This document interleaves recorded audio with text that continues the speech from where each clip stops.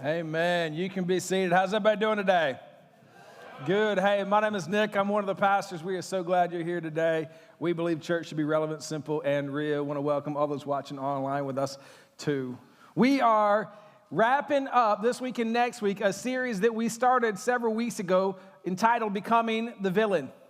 Because what we said was every single one of us, we have the potential, whether we want to, whether we mean to, whether we intentionally get there, to become the villain of our own stories. And we've looked at different scenarios, and we said, isn't it so true that in marriages, two people stand together, they stand right up here on a stage like this and look at each other's eyes and say, man, I do, and do you, I do, and you're the hero, and I'm the hero of our marriage, but statistically, 50%, one of them becomes the villain, if not both of them. And that wasn't planned, it just kind of happened. In a job, you can get a new job, and isn't it so true that first day of the job, you're like, this is going to be awesome, I can't wait for this new job, it's going to help me, it's going to give me the money, and somewhere down the road, it becomes the villain. Or you become the villain. You were hired to be the hero, you were hired to fix the company, you were hired to save the day, and they just say catchy little things like, well, it's not us, it's you. No, they don't say that. They say it's us, not you. It's so easy, isn't it? And what happens is that we look, for many of us, we will unintentionally become the villain of our own stories. In fact, maybe some of you, you woke up one day and you looked in the mirror and you don't recognize the person in the mirror. That you're not sure how you got there, but you're looking at yourself and you're looking at your past and you're looking at your decisions and you're looking at where you are financially and relationally and from an addiction standpoint, from a marriage standpoint, from a relationship standpoint, and you don't recognize, you didn't plan on being here. And for some of us, you would just own it right now. You're like, yeah, Nick, listen, I'm a villain. I'm a villain in many other people's stories, and if I'm being really honest, I'm a villain in my own story. And what we've been looking at is this life of a man named Saul. We said that there's one guy, and he kind of illustrates this, that over time what happens is he becomes the villain. He was hired to be the king. He was brought in here to be the king, to be the man, to lead the nation. And he was hired to be this hero for the nation. And what we've said is over time, slowly, it wasn't a day, it wasn't a weekend, it wasn't a month, it wasn't even a year. It was over a long period of time. He goes from the hero to the villain. And every single week we've been looking at a different phase, a different fear. Because at the end of the day, here's what I believe. It is our deep-seated fears that will drive and derail our futures. And we've walked through it. And up to this point, we've said a few things that we've covered the fear of losing control. I don't know about you, but that's my big issue. Like, I love control. I love to make sure things are all right. And I don't even say that. I don't be like, hey, I have a control problem. You're doing it wrong. No, I've really just kind of sweetened up. I'm like, hey, would you like some help? Translation, you're doing it wrong. For every guy, for your wife who's ever looked at you and be like, hey, honey, would you like some help loading the dishwasher? No. Oh, you're doing it wrong. Get out of the way then. I mean, that's kind of what happens, right? That's been an argument in our house of my wife. She has control issues, like, don't even do the dishwasher. Why? Because you stink at it. Like, you're doing it wrong. There's control issues. And at the core of it, there's a fear. And it's so easy, isn't it, to become the villain when we lose control. Fear of rejection. The fear of somebody else looking at you going, I don't want to be around you and I don't like you.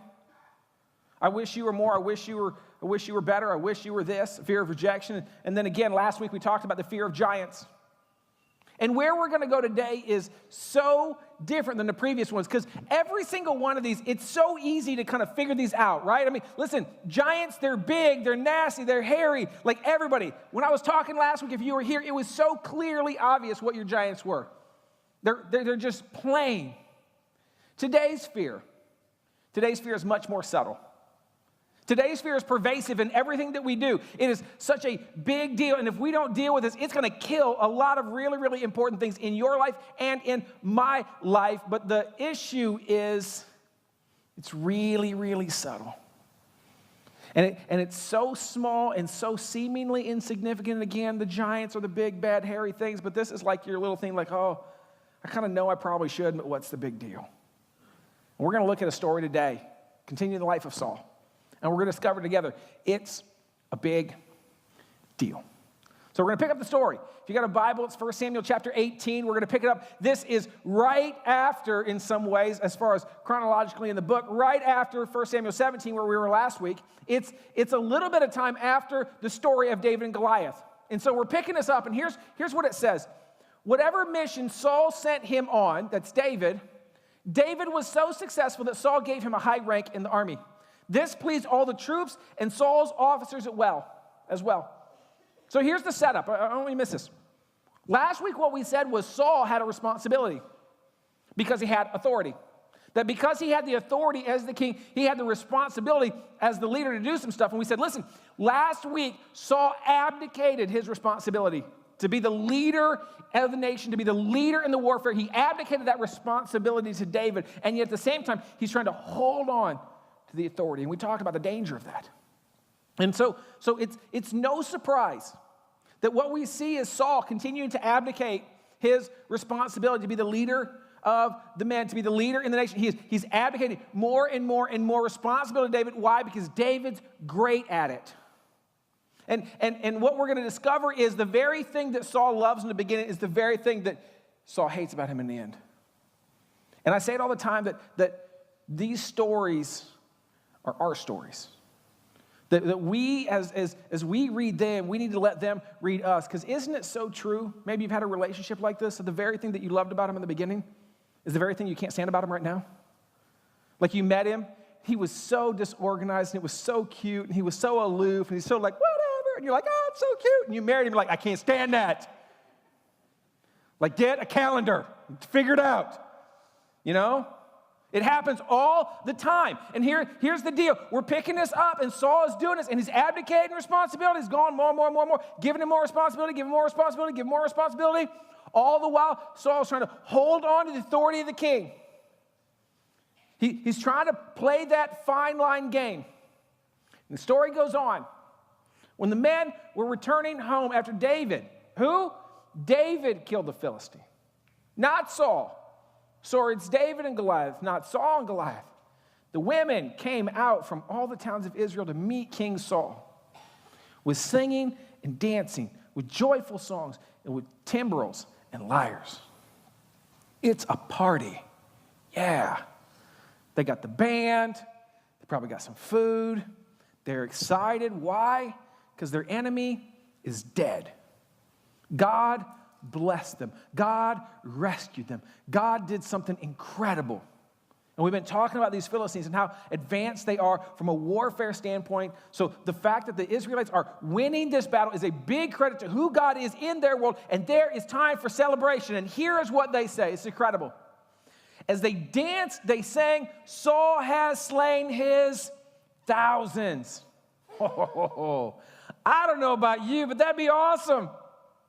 I mean, listen, here's the deal. That's a lot. This is praise. This is like, man. And they start the song off, and verse 1 is like, yay, Saul. Man, that guy is so wicked awesome. He has slayed his thousands. Like thousands of men going to battle. And we've been in battles, but Saul is so amazing. Saul just cuts through people. Saul wipes out our enemies. He has slain his thousands. He is, on Time Magazine's cover, the man of the year. And you're like, yeah, that's great. It's awesome. And here's the deal. If this would have been the only verse of the song, ducky. It'd been awesome, been done. But like, hey, let's just put that verse on repeat. Can we? Like, Saul has slain his thousands. Anyway, so that would have been great, but that's not the only verse of the song, unfortunately. There's a second verse. There's a second line. Here it goes. And David is tens of thousands. Saul, that guy's good. You seen Saul? That guy goes into battle. Done. Guy fights through everybody, slays his thousands. What about David? That guy's better. Yeah. Saul, here. Okay. David, here. Saul, thousands. David, 10,000s. Saul, Time Magazine's Man of the Year. David, Time Magazine Decade Man of the Year. Decade of the Year, Man of the Decade. Yeah, that's it. Anyway, so you got it. Okay, cool. Yeah. Man of the Decade. And all of a sudden, in this moment, Saul realizes he's not the most popular person in the room. See, 1,000, that's a lot. Somebody else got 10,000. And something starts to creep into Saul in this moment. The same thing that creeps into you. The same thing. So Saul got 1,000 likes. Yay, like, thumbs up, like, pokes, whatever you want to call them. But David got more. And isn't it so true in our culture? You just go to Facebook. Oh, that got like 500 likes. Yes. Oh, theirs got 17,000. What's up with that? Oh, I got this thing, and man, people are sharing that, and they got so many shares and got so many views, but so-and-so's they got more. They got more shares, they got more views. And what happens is we struggle with this. We struggle with the comparison. We struggle with what we're going to discover is envy. We struggle with this thing of jealousy, of comparing our life with somebody else, our behind the scenes with somebody else's up front, with their highlight reel. We struggle with that. And in that moment, envy and jealousy start to invade in Saul's life. Which, of all of the big sins in the world, could you just be honest, that's not a big one, is it? Because again, we talked last week, we said, listen, fear of losing control, big one. Fear of rejection, man, everybody starts with that one. Oh, yeah, I got to deal with that one. Let's talk about that one. Fear of giants, man, everyone nails that one. Everybody got giants, whole deal. Fear of envy feels like a little stepchild, right? Like, oh, I don't know. Doesn't feel like that's that big. But it's huge. His story goes on. Here's what it says. And Saul was very angry. It doesn't say he was jealous. It doesn't say he was envious. Was he? Absolutely. I want to speak to the guys here for a second. Because here's what I think happens. And maybe women, maybe you do this. I don't know. I'm a dude, so I'm going to speak to dudes for a second here real quick. And I need you to hear me because this is so important. See, men, they have one emotion. I'm ticked. Like, that's it. We have anger. We have one emotion. That's all we have access to. I don't know if God made us that way. I'm not quite sure. But here's the deal. It's a hiding mechanism. That what happens is, for Saul right here, he feels envious, he feels jealous, but guys tend not to walk around sharing their feelings. I mean, we don't have a whole bunch of small groups like, hey, let's share our feelings together, that'd be great. Yeah, can we have a campfire too? Yes. When? Like, we don't have that. No. A man will feel envious and jealous, and what will come out is anger, because he's hiding. A man will feel rejected, like we talked about a few weeks ago, and instead of dealing with rejection, instead of going deeper in himself and kind of owning it and kind of deal with it, it's just, I'm angry. A man will be frustrated from losing control with his children and his wife or his spouse, and he looks at it and he sees the economy and everything, and he fears losing control, and that's really what's bothering him. But what will come out is anger. And we have this struggle, we have this culture that men specifically, we hide behind anger because we refuse to go deeper. We refuse to own up the fact we have more than one emotion. Saul was angry, but that's not totally how he felt.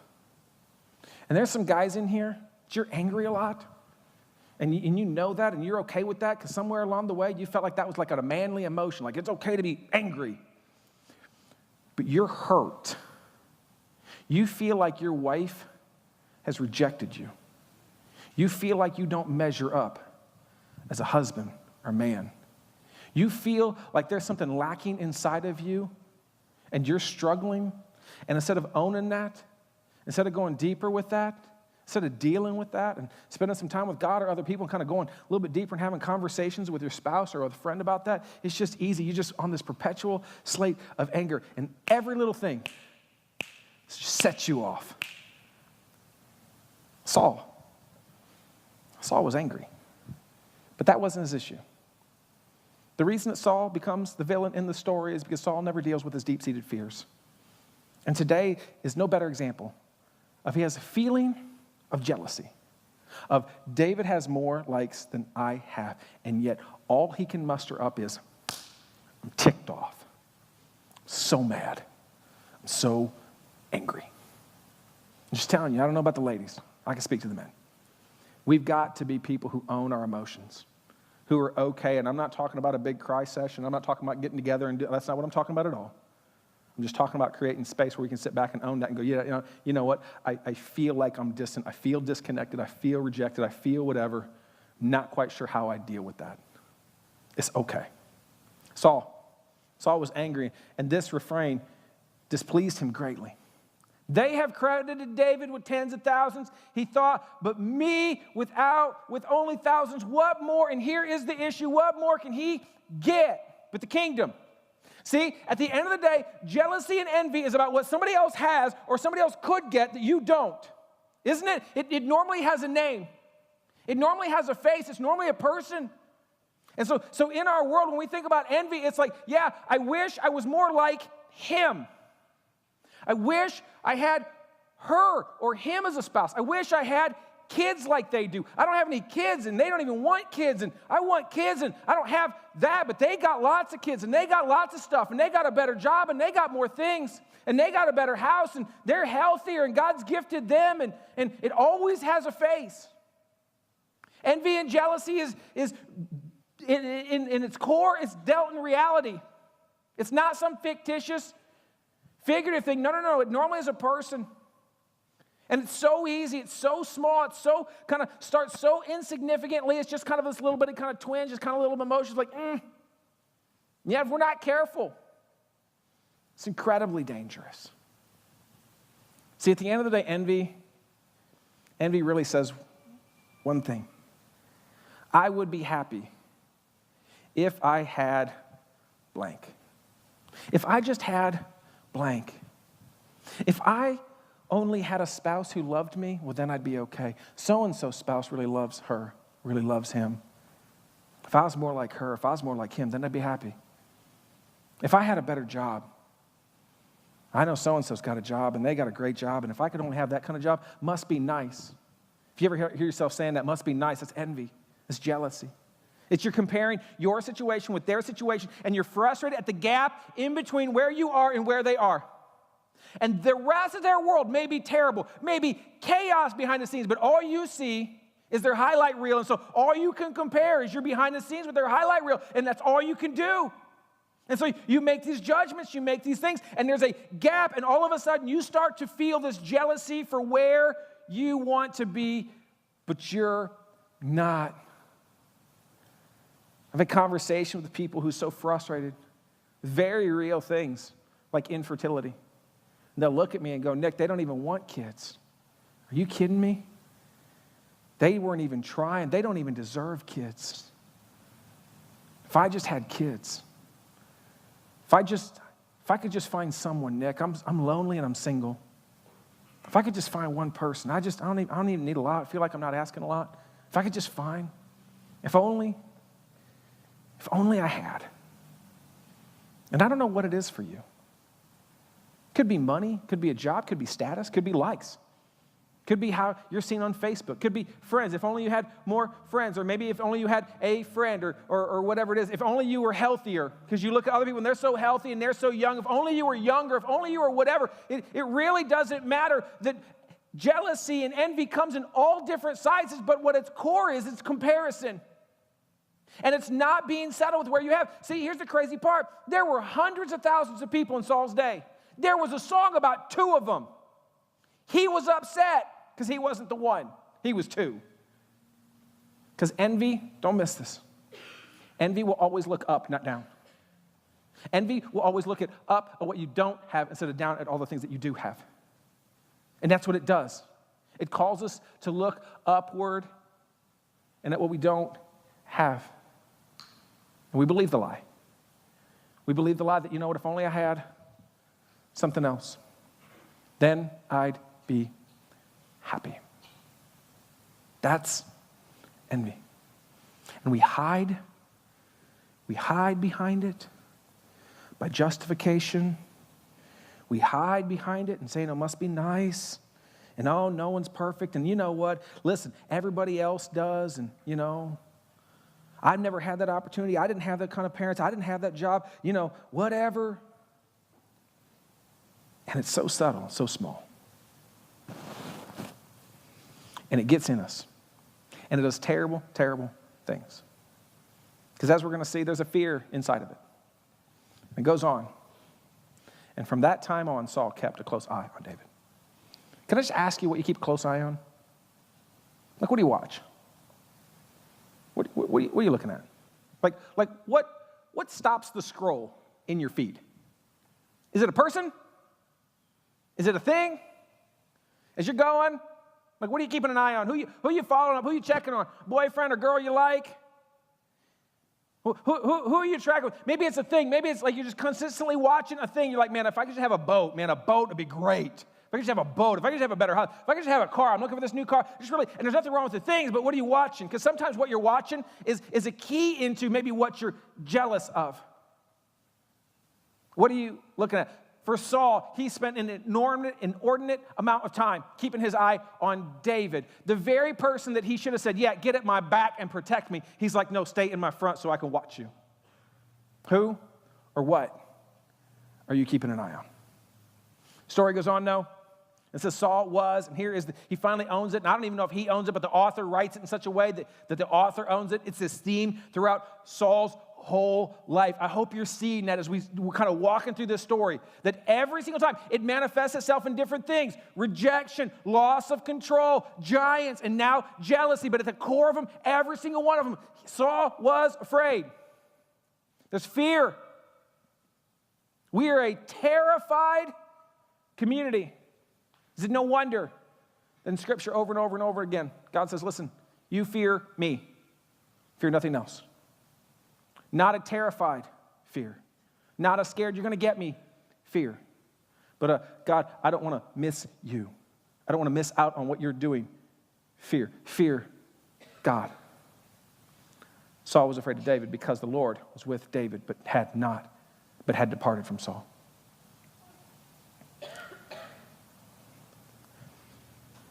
This is what envy does. This is what jealousy does.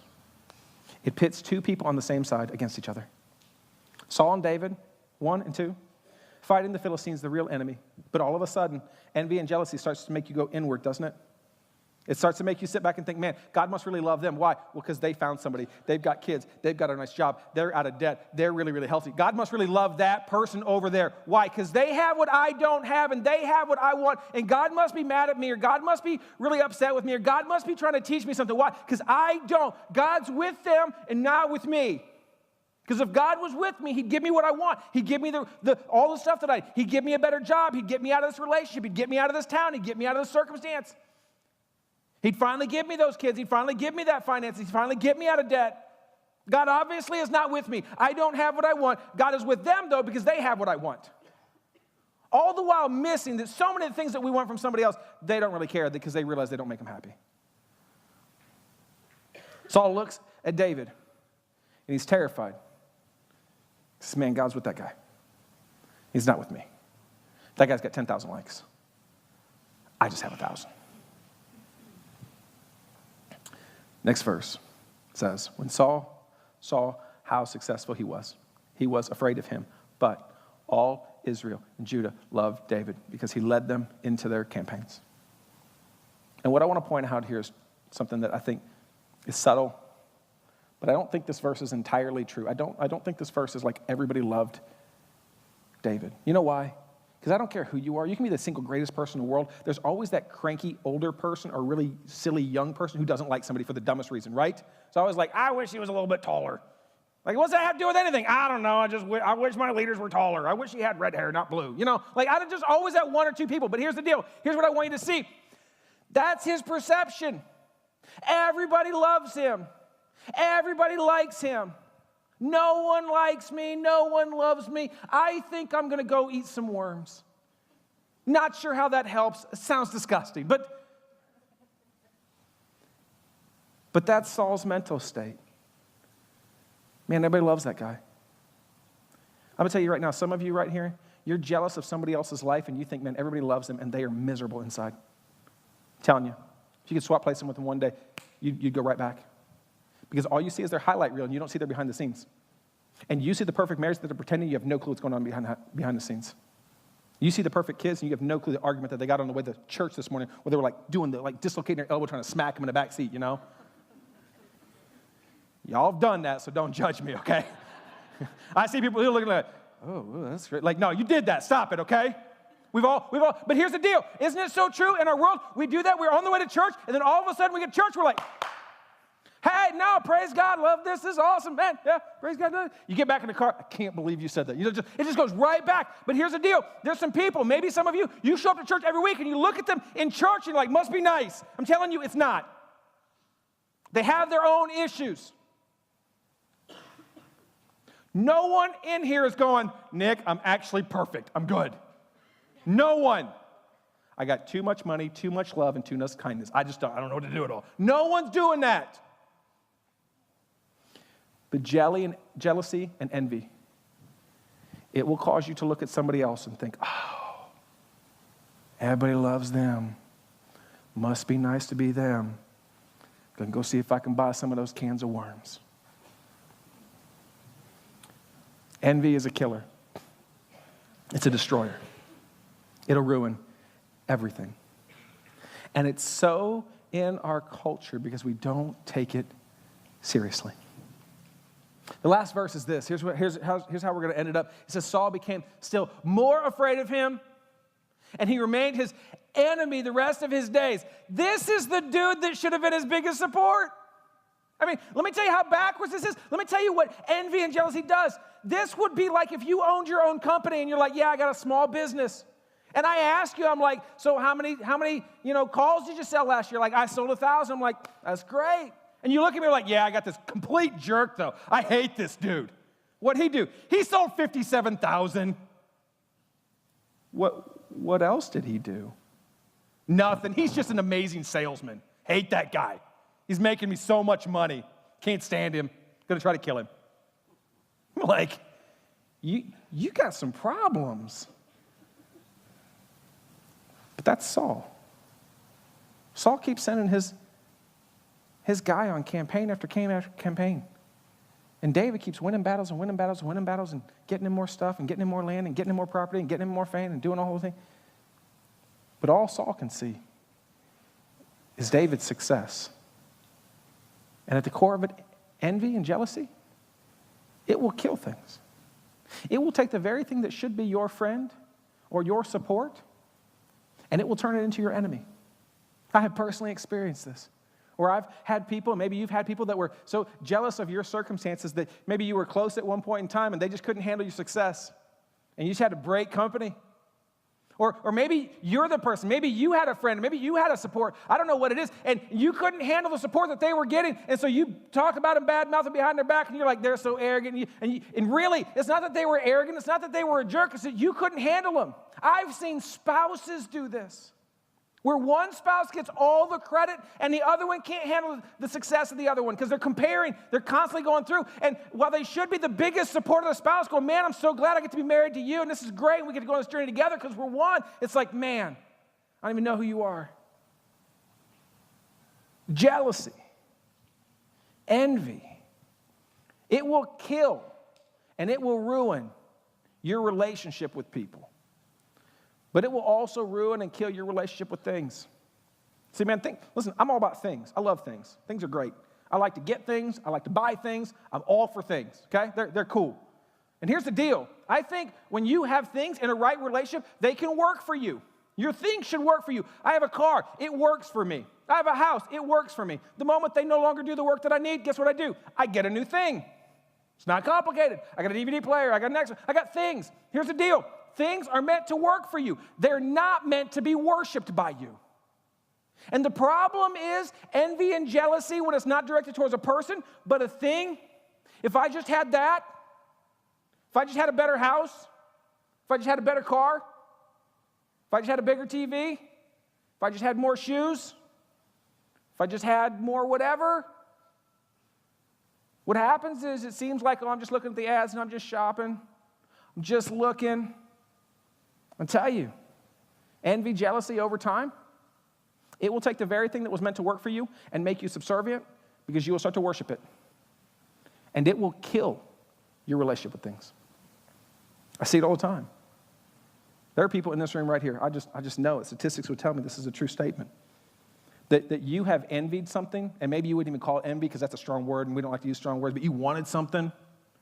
So bad, so bad, so bad, so bad, so bad. You wanted to go on that vacation. You knew it wasn't smart. You knew you got to put it on a credit card, but you wanted to go. Everybody else go on vacation. You saw everybody else's highlights reel on the Facebook feeds and on Twitter and everything like that. You wanted vacation, vacation, vacation. Or you wanted to buy a new house, new house, new house. Everybody's getting new houses. Everybody else is getting new cars or whatever that is. I don't know what it is, but you had a thing that you wanted. And then one day you got it. And in that moment, flip, you became subservient to it. Because you went into so much debt to get it.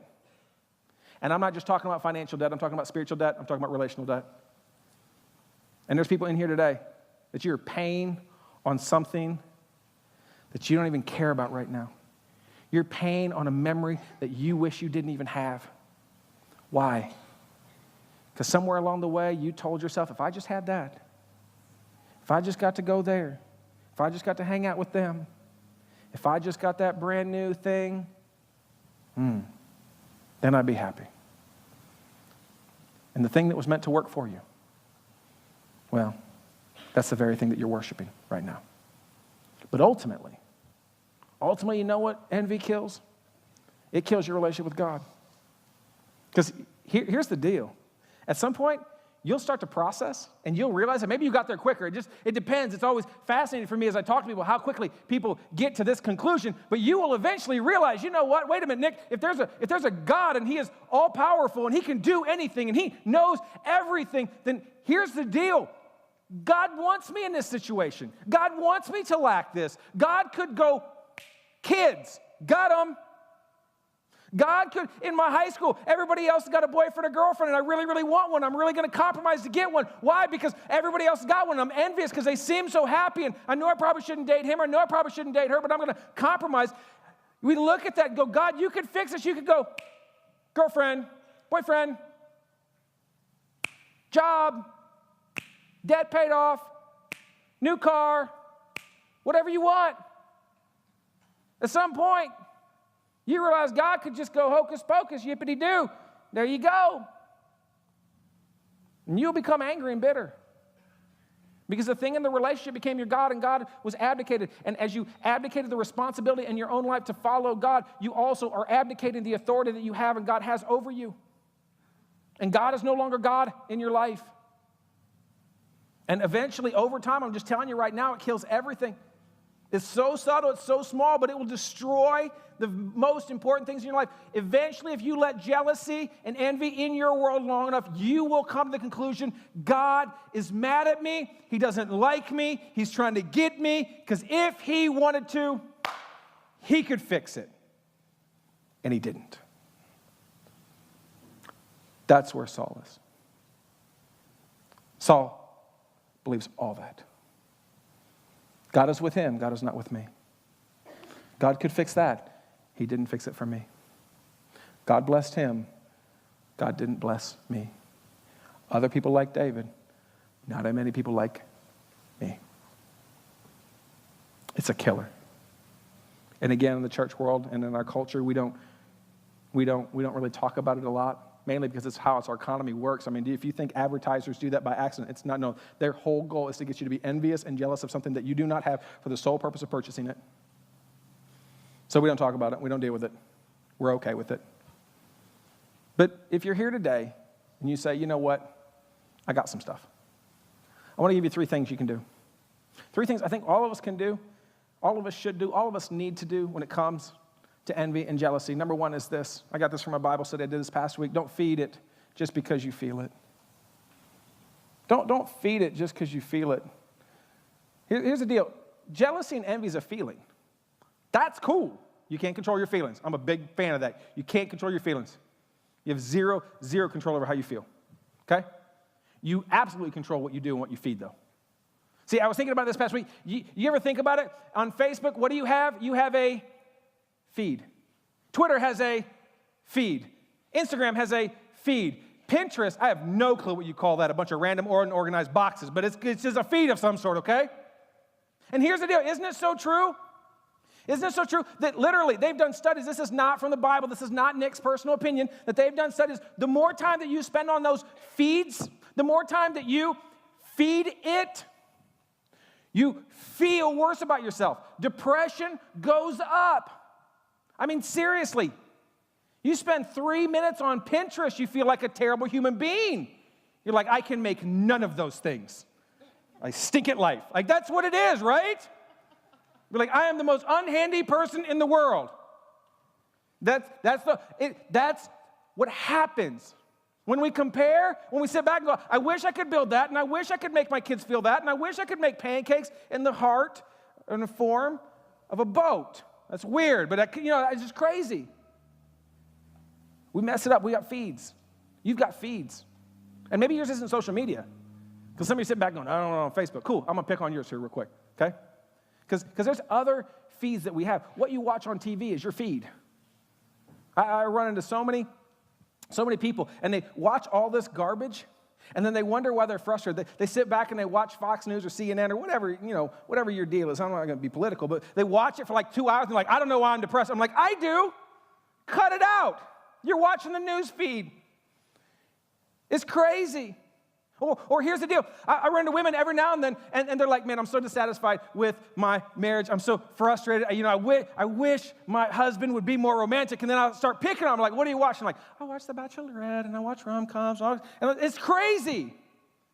Let me just say, The Bachelorette, every now and then some people are like, you know what? He is so romantic. And they watch those things. They're like, why can't my husband have that kind of passion? Let me just tell you why. Because that dude's a male whore, okay? That's exactly why, all right? He is, no joke, hear me real quickly. That dude makes out with 14 women. At the end of the show, he's like, I'm going to give 3 a rose. And they're like, oh, it's so romantic.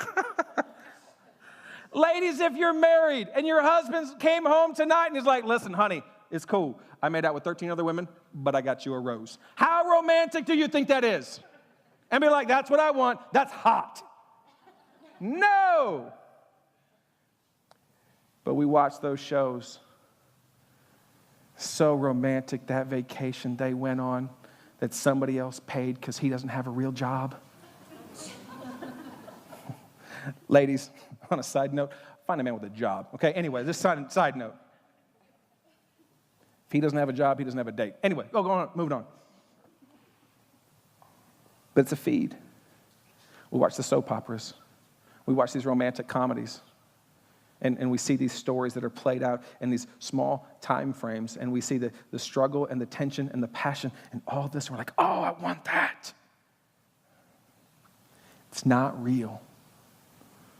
It's jealousy. For women, it's that. Let me tell you right now, for men, it's porn.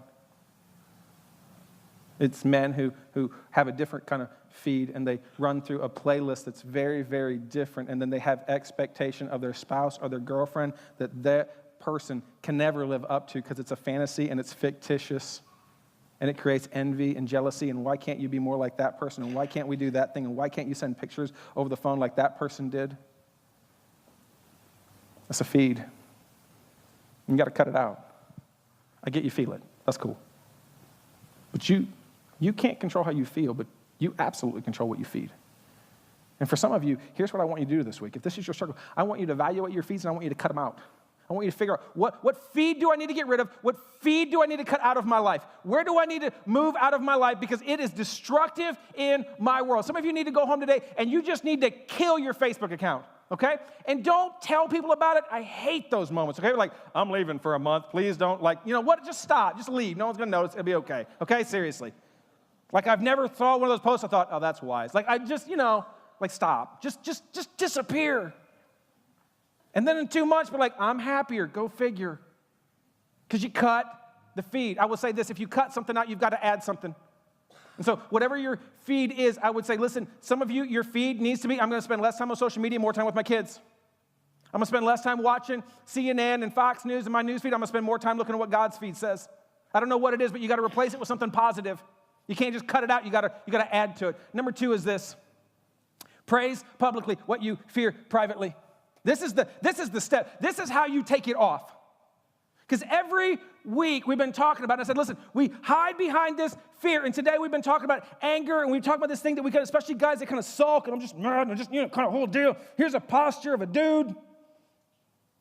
Because of jealousy, because his spouse won't do what he wants, or his job, or his boss. And I'm telling you, Got looked over at that job and now he's angry.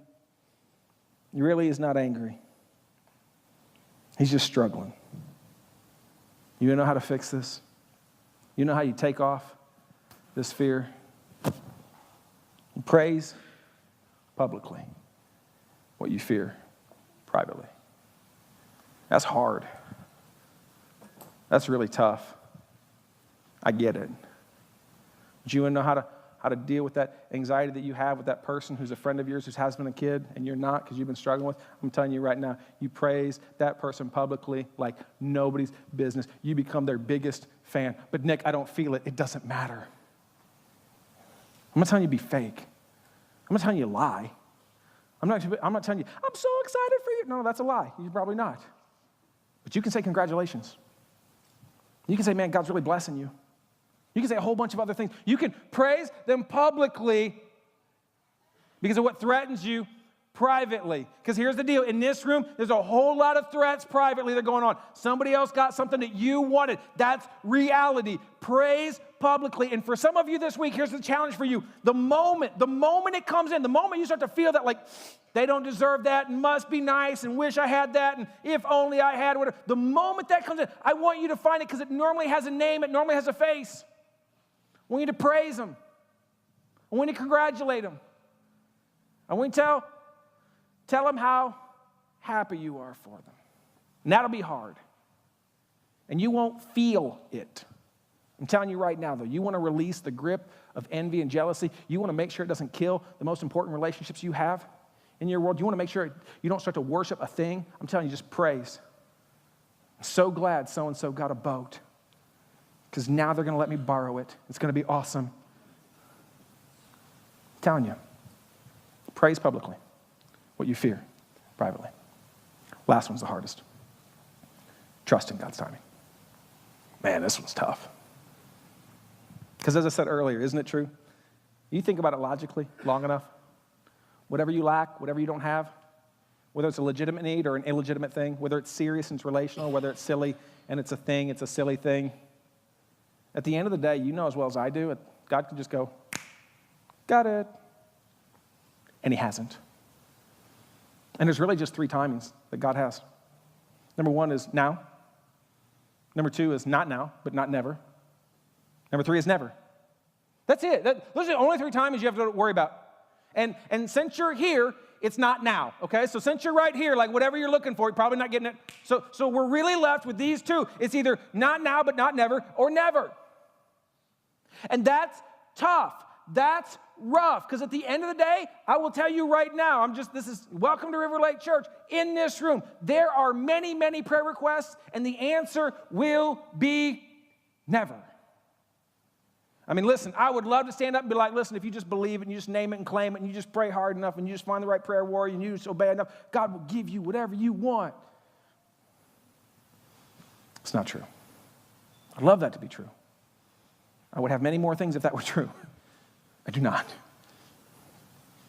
Because for some of you, God in his grace and his love looks ahead and says, listen, you can't handle that. Or I'm trying to grow you through a situation. Or I'm trying to walk you through. I'm trying to strengthen you. I'm trying to prepare you for something else. I'm trying to get you to move forward. There's a lot of different reasons why never comes up. But this week, for some of you, here's what I want you to do. Would you pray? And pray differently. Instead of sitting with God going, God, here's what I want.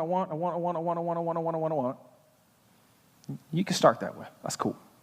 Pray for all your stuff. I'm sure you're going to get to it. But would you end it differently? Would you end it with an acknowledgement, God, I got all these things.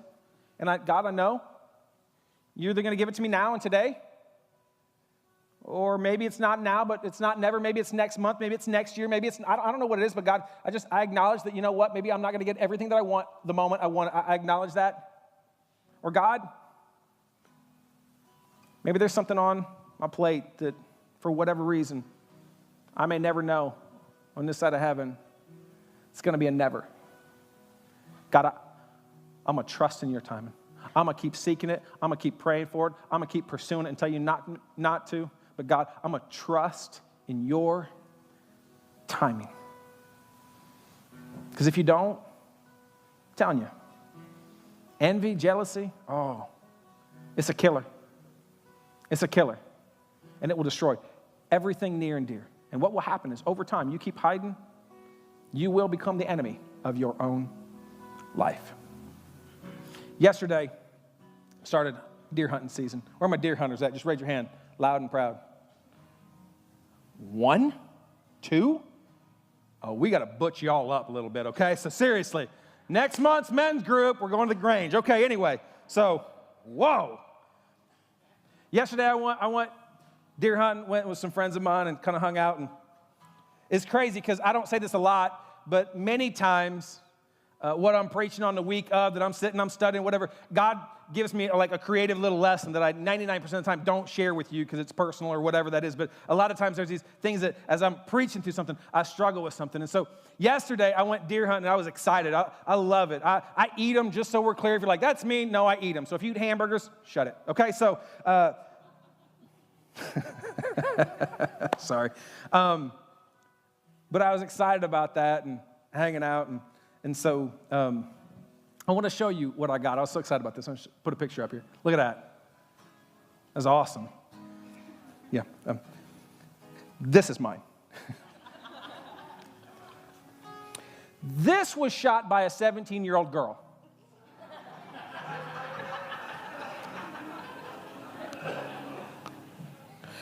I had some real envy problems, just so we're clear.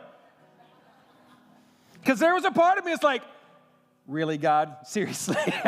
like, really? Like, I saw the big one early. I didn't get a shot, the whole deal, and I was frustrated. And here's the deal. And I was so glad she got it. I texted her and said, hey, great job, congratulations. That's cool for you. Really? Whole deal. And I got the small half Chihuahua, half deer over there, and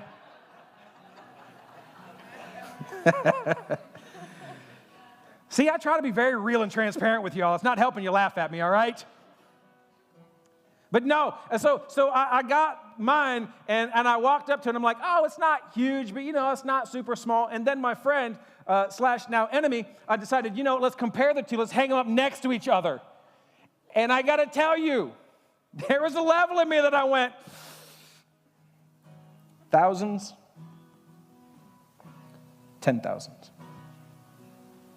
There's a level of me is like, oh, really, God? Like, really? Like, cool for her, but like, come on. Like, really? Like, you're God. Like, send me Donner from Santa's sleigh, okay? Like, just like 18-point buck, knock it down, great eating, whole deal. Send me that one. Like, you could do that, God. And so literally, no joke, second half of the day, I'm 20 feet up in the air. It's cold, it's windy, I'm freezing, and I'm praying. And I'm praising because I don't want to get bitter, so I don't want to get angry. So I'm like, hey, she did a great job. She doesn't deserve it, but she did. No, I didn't think that. But, And then I'm like, all right, God, just you can do whatever. Just give me the big one now. I won't even tell people about it. I'll just tell them this, and like just be you and I a secret. Let's just, come on. Be cool, God. And I'm sitting there praying. And I got somebody hunting behind me 45 yards, and I hear, boom. And I'm like, seriously?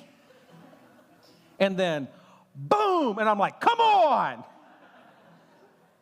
Really? So again, I'm working through this, and I'm like, so I texted him, and I'm like, did you get one? And I'm thinking, I got to be nice. He's like, no, got two. And I'm like, all right, this is not even cool.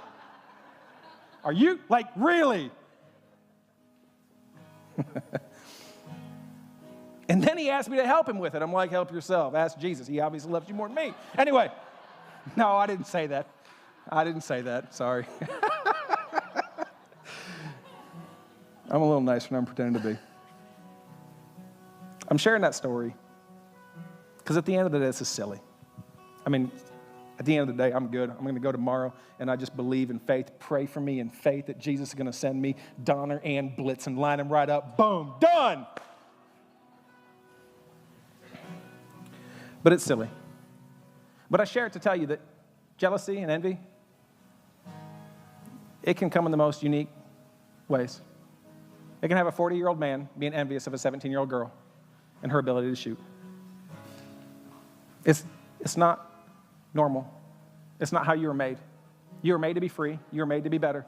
You are made to congratulate, to praise, to walk alongside each other, to live life with each other, to stand side by side in our gaps, in our weaknesses, in our lacking, and be what the other person isn't, to be what the other person needs us to be, and say, listen, you lacking it? Let me help you. Let's walk together. We are made to be a community, a church, a movement that looks at the gaps and says, no, let's fill each other's gaps. Let's walk alongside each other. Let's pray together. Let's do this together. We are made to be a movement and not to compare, but to uplift, to praise, and to be so grateful and thankful. God, thank you that they got 3 deer because I'm praying they share the meat.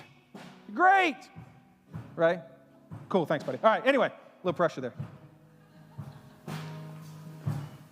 You were made for more than envy and jealousy. You were made to be free. So would you stand with me? I want to pray for you. I want to dismiss you. And this week, the moment, because it will happen, the moment you're tempted to feel jealous or envious or, oh, I wish I had, I just want to encourage you. Just start praising. Just start going. Congratulations. Hashtag, God loves you more than me. Let's pray. God, thank you so much for your grace, your mercy. Thank you for the gaps in our lives that remind us we need you. Thank you for your grace and mercy. I pray that you would be with us and that you would help us humbly submit our lives and give you our requests, trusting ultimately in your timing. Love you. We thank you so much. Amen. God bless. Have a great week. We'll see you next Sunday.